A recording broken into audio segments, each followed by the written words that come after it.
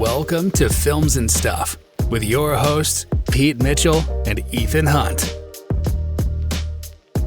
Hi, everybody. Welcome back to the Films and Stuff podcast.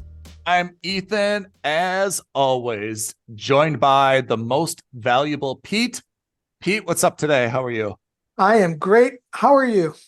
Very, very good. This is the part where I introduce you and ask you to explain, once again, the rules of the stream or skip episode for new listeners.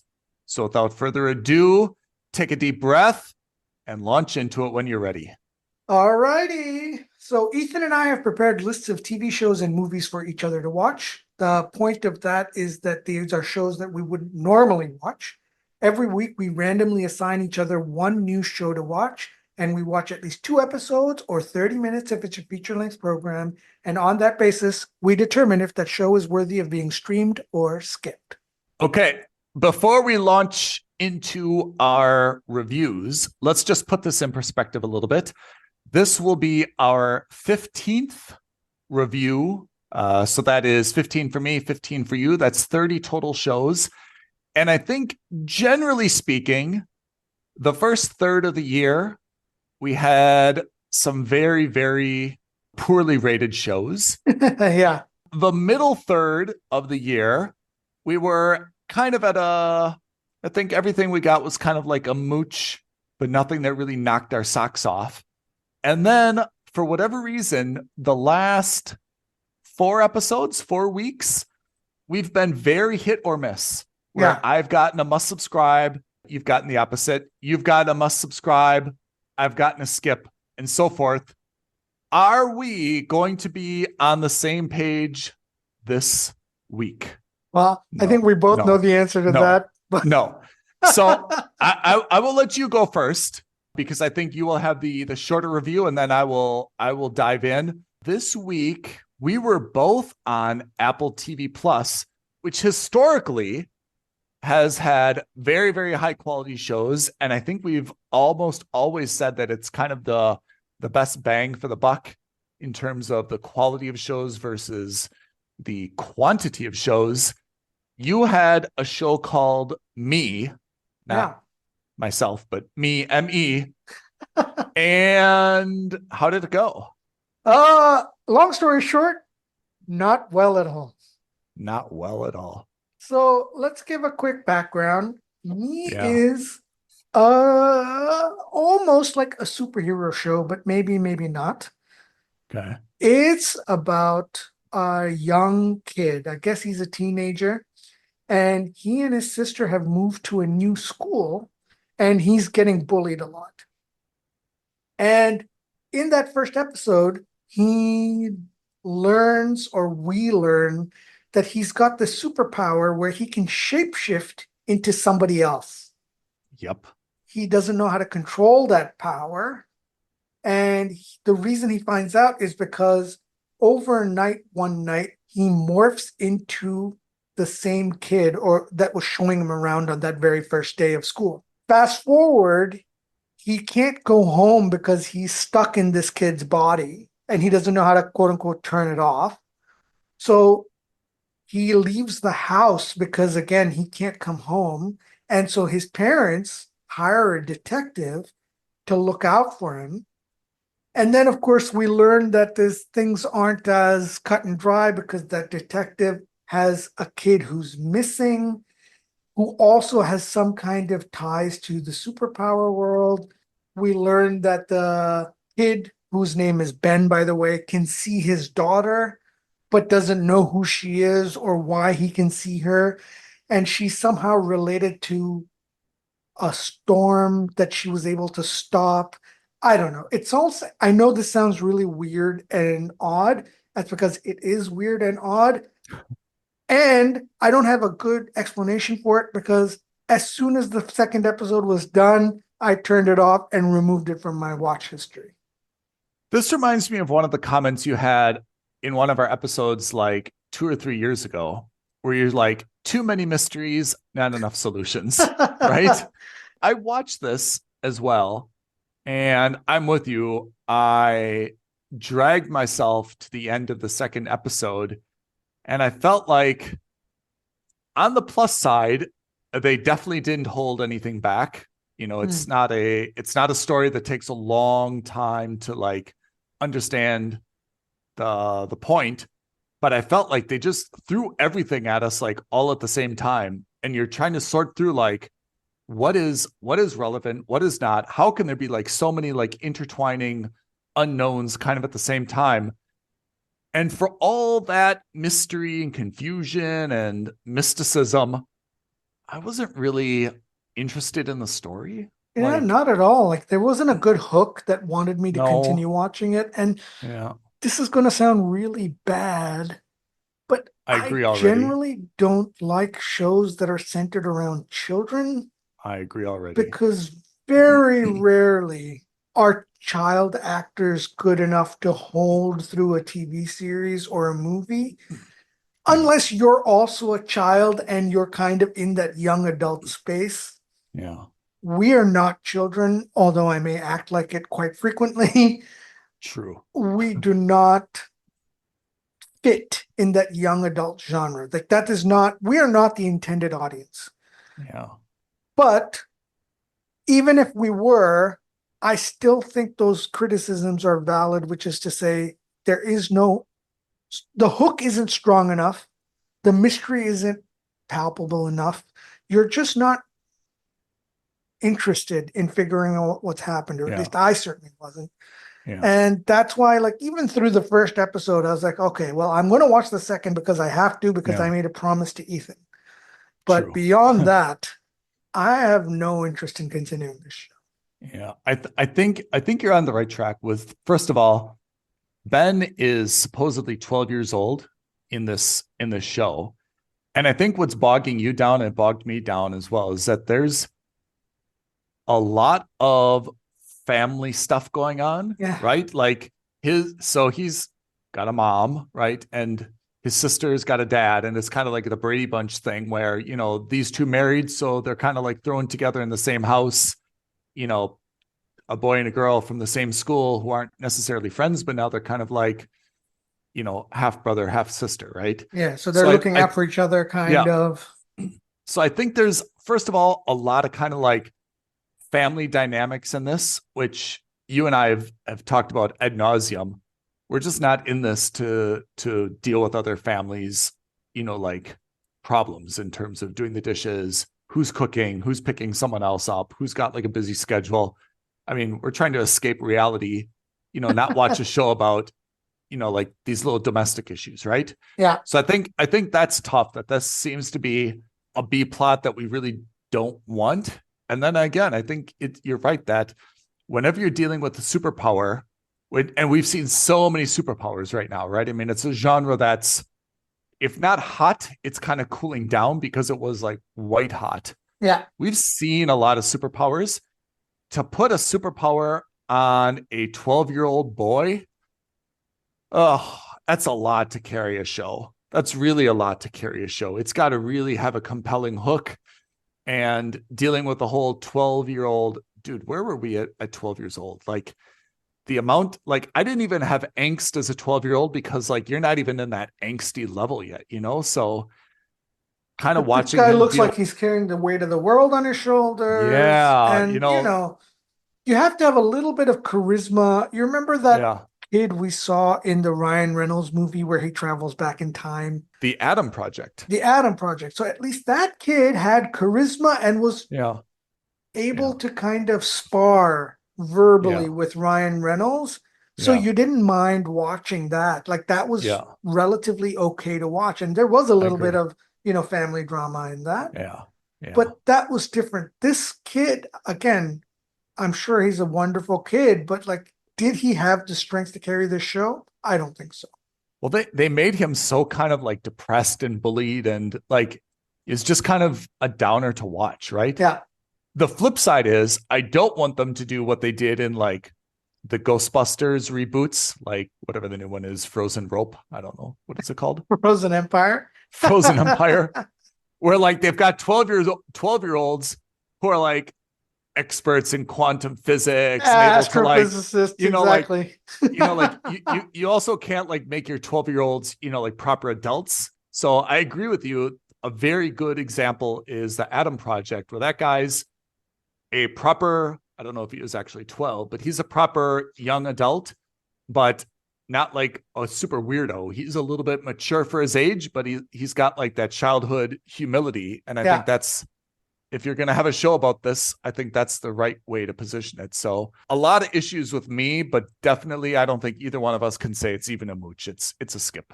And when Ethan says that, he means me, the show, not me as in Ethan. There's that other show called You. Yeah, which I like, Penn Badgley. Have you ever seen that clip on YouTube, where there's like two anchors, like on a evening newscast, and they're talking about like what their favorite shows are. And then one guy's like, "Oh, I really like You." And she's like, "Me?" She's like, "What are you talking about?" He's like, "The show, You."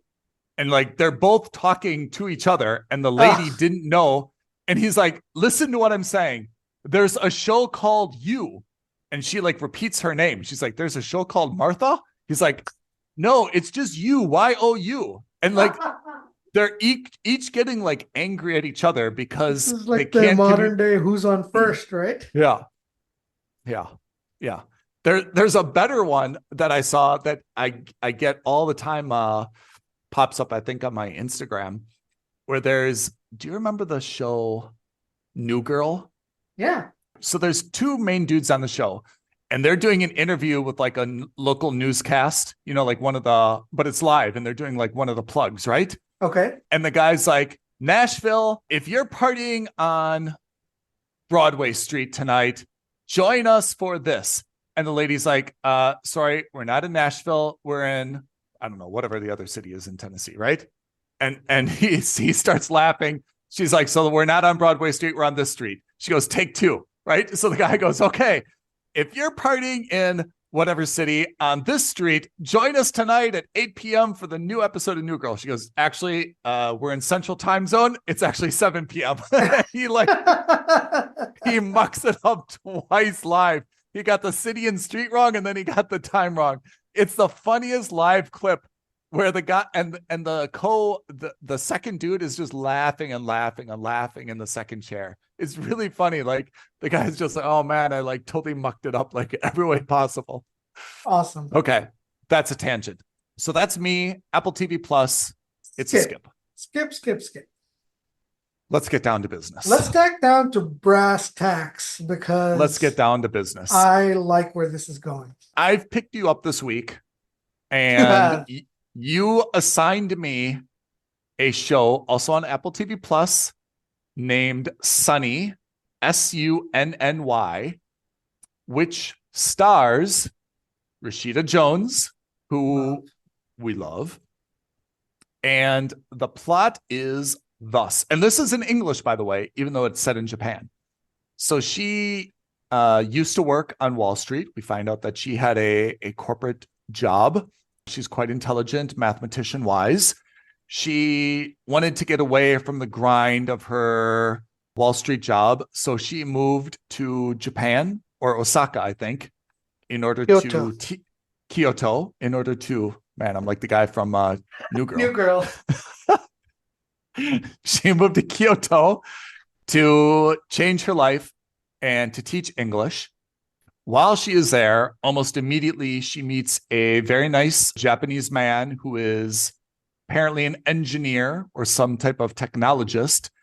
And she understands that he works for a large Japanese conglomerate, and he is in the refrigeration department. He is basically an engineer for refrigerators, and he seems to be very passionate about refrigeration, noting specifically, how great is it that you can make something that cools based on heat?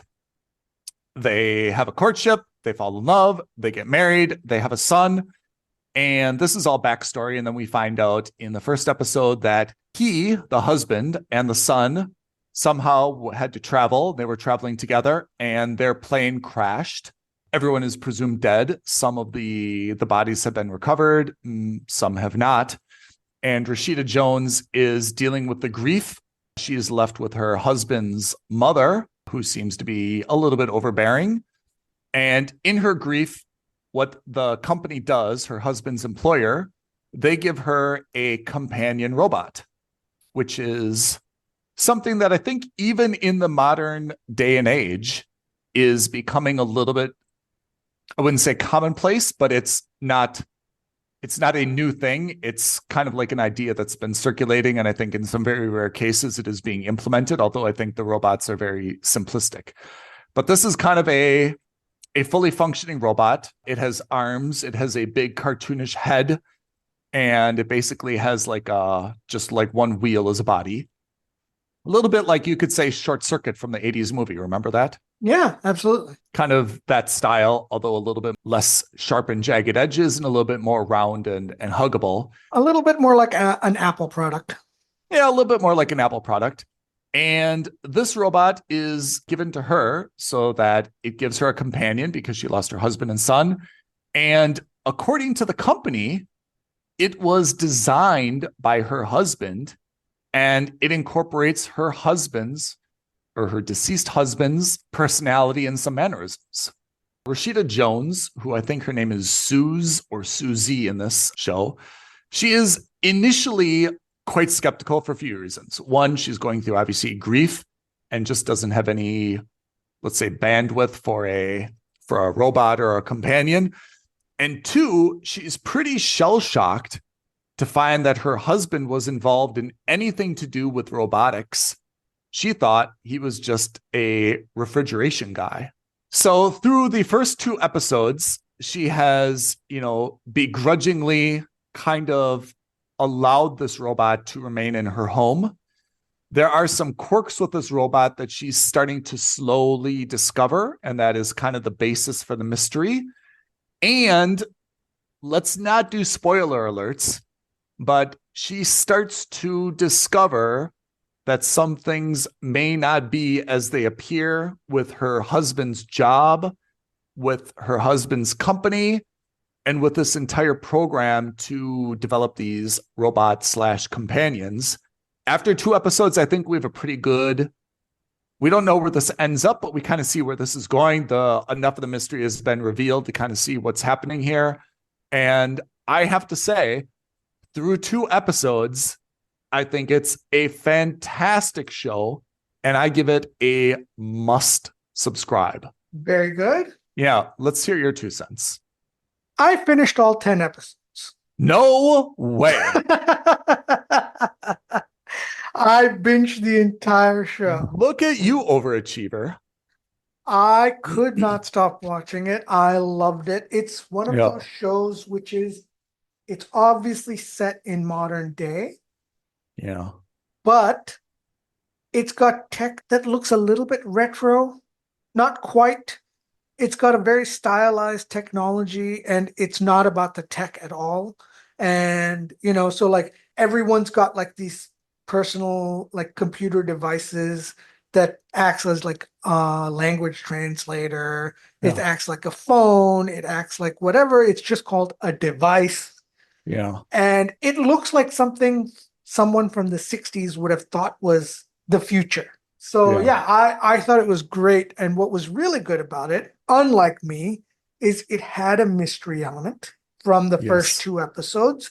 And you wanted to know more about that mystery element. They just teased the right amount of why is this interesting or why is this important for me to continue watching? Yeah. And it was flawless. Plus, I love the robot. I have to say, I think there's kind of 2 mysteries, and they're a little bit like co-joined. The first mystery is, I think there's at least through the first 2 episodes, there's a good amount of tension as to whether or not this robot is going to like freak out and like kill her, right? Like there's a good, and not in a creepy horror movie type of way, but just in we're kind of waiting for like the other shoe to drop and this robot to do something weird. That's one. And then the second mystery is, we obviously feel like there's something strange about her husband has a double life, and there's something going on with this company. But I think you're right. They kind of tease it the right way. And I can see why you watched all 10 episodes. I mean, I paced myself, shall we say.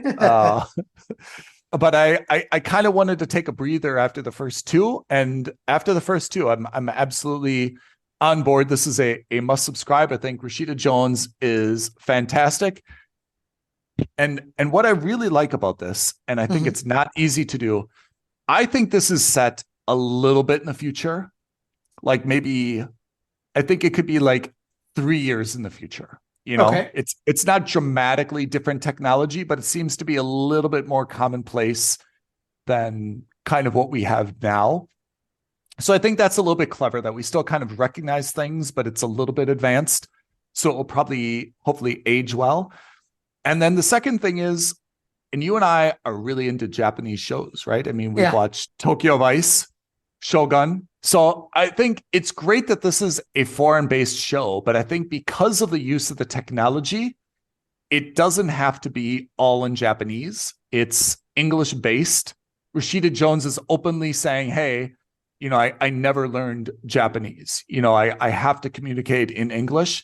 And I think that, you know, the translation devices that they have also do a very good job of kind of like overcoming the language barrier. So it wouldn't be, I think, as interesting if this was kind of like a Silicon Valley technology company.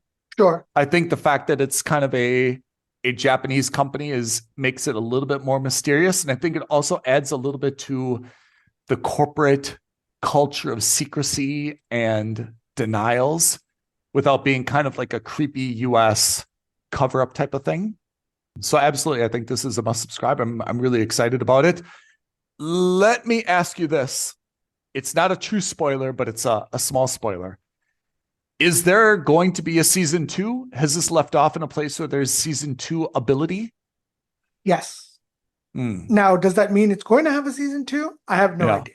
You know, we didn't mention this at all, but I think the design of the robot is really key as well. You know, it's the right design that it seems kind of realistic and both warm and fuzzy in the sense that you could see yourself feeling soothed by the design of this robot, but at the same time, it's got enough kind of creepiness to it that it's not, you know, like a person. It's still clearly like a mechanical device, you know? Yeah, because the device looks like that, but then it's got an animated face, right? So the face is entirely animated, which is, I get what you're saying. So it's a little more cartoony, and that kind of dulls that sensation of, creepy robot from, you know, Lost in Space. Well, it's not Westworld either, you know, like Westworld. Yeah, exactly. You know, no like, uncanny valley. Right. Like no one's going to mistake this for a human. Like it's clearly a robot, but yeah, it has some human features. You know, you mentioned kind of the face. It's got like a very big, like a round TV screen, you know, with like a very animated smile and the personality too, by the way. Yeah. Yeah. Okay. So we had a skip. We had a must subscribe. Where do we go next week? So next week, you're going to stay on Apple TV. Yeah. You're watching a show called City on Fire. I'm watching a movie on Netflix called Rebel Ridge. Rebel Ridge, the new Rambo. Relatively new movie. I have watched it. Oh, you have? Okay. I have. That's all I'm going to say. Okay. All right, Pete, this has been a streamer skip. Before we sign off, you want to drop our YouTube jazz so everyone can ring the bell and subscribe and follow and such? Absolutely. As Ethan has alluded to, please tweet at us at F&S Podcast, DM us on Instagram at Films and Stuff Podcast. But as always, the best thing you can do, like this video, leave a comment below, hit the subscribe button, and hit that notification bell. I love it already. Pete, thank you for your insights today. Listeners, thank you for tuning in. Don't forget to give us your feedback and suggestions. We will see you next week, next episode of the Films and Stuff Podcast. Thanks, everyone. Thanks, Ethan. Thanks, everyone. Thank you for listening to another episode of Films and Stuff. If you haven't already, please subscribe and review on Apple Podcasts, Spotify, or wherever podcasts are downloaded. Films and Stuff. There is no substitute.